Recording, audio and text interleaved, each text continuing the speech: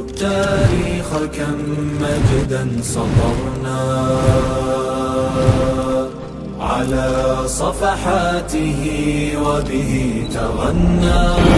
الحمد لله قدسی یو سمینار کی و در اوایل جا دارد که از نهاد کلمات تحقیقاتی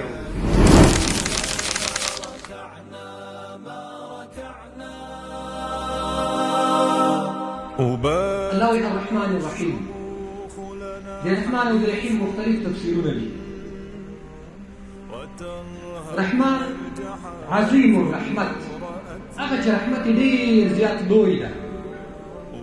رحيم دائم الرحمة، أخذ رحمة دائم دا هميشة دا.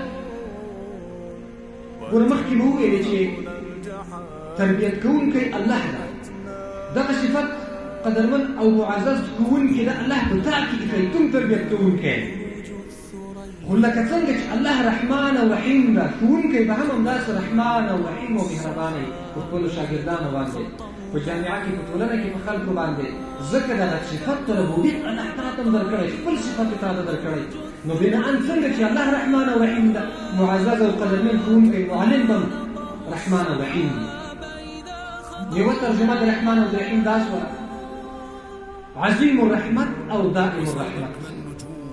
بل ترجمه علماء دا کوي رحمان هغه ذات چې هغه الله پاک کړه او د اسمان په مخلوق باندې شفقت کوي مهرباني کوي.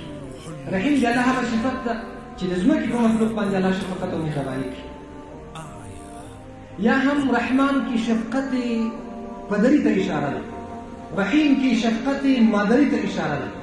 الله وایي چې ګوره انسانانو لکه څنګه چې د تا پلار او د تا مور په تا رحم کوي همدارنګې منبع د رحمت د شفقت قدري د شفقت مادري ذات الله رب الجلال جل جلاله.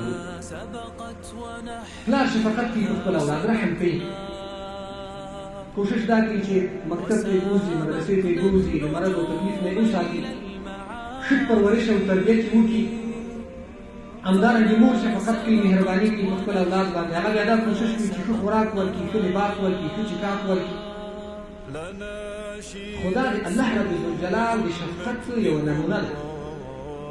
منبع د شفقت قدري د شفقت مادري الله رب الجلال. نو لکه څنګه چې مور او پلار په خپل اولاد شفقت کوي، الله په مراتبو باندې ډېر په خپل مخلوق باندې مهربانه ده. او همدارنګه استاد هم مکلف ده، ځکه استاد معنوي پلار د خپل شاګرد ده، دی به شفقت کوي او مهرباني به کوي، رحم به کوي په شاګرد باندې. له غلطو لارو نه به یې راګرځي، داسې لاره به ورته ښیي چې په کې د ده خیر وي، نجات وي، فلاح وبه تغنى تهاب الأسد وطأتنا لأننا لغير الله